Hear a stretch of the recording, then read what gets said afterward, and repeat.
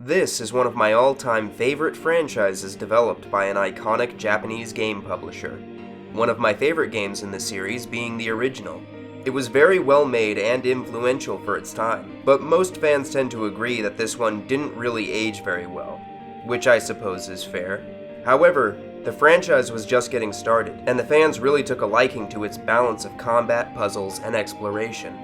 After a handful of sequels, they released a new entry that was so good that it is still widely considered to be a masterpiece to this day.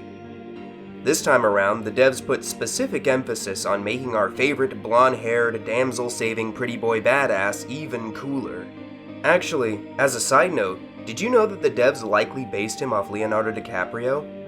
I mean, technically, they never outright confirmed this, but the fanbase seems pretty convinced that he was based on Leonardo DiCaprio. But I digress. Main point is, it was a revolutionary game at the time, and would go on to inspire countless games to come. Needless to say, it was the new blueprint from which the series would be based moving forward.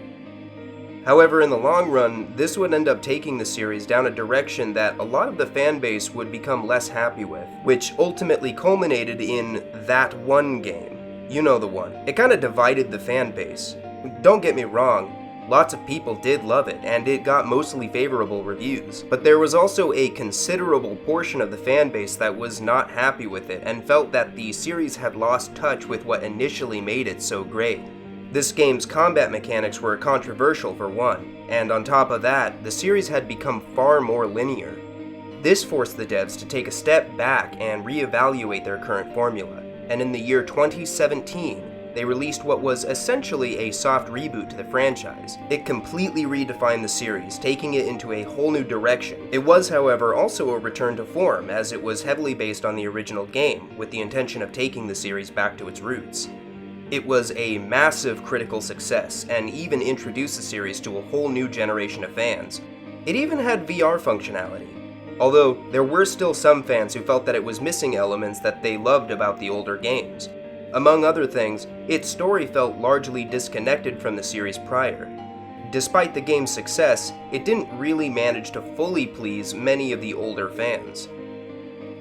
Perhaps that played some part in why the devs decided to release that remake of one of their classic games 2 years later in 2019. But once again, I digress.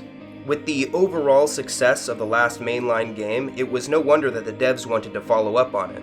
The series has always had a history of jumping between time periods with different characters, often telling its stories out of order. But for this newest game, they decided to make it a direct sequel, building off from the last game and starring the exact same cast of characters. And what do you know, this game was also very successful, both financially and critically. Unfortunately, once again, not everyone was happy with it. For instance, the game tries to do this thing where it's all like, ooh, the game is connected with the very beginning of the series, which is normally something the fans really like, but many feel like the way it handled this felt really convoluted and shoehorned in. As for me, I really liked the game and had a lot of fun with it.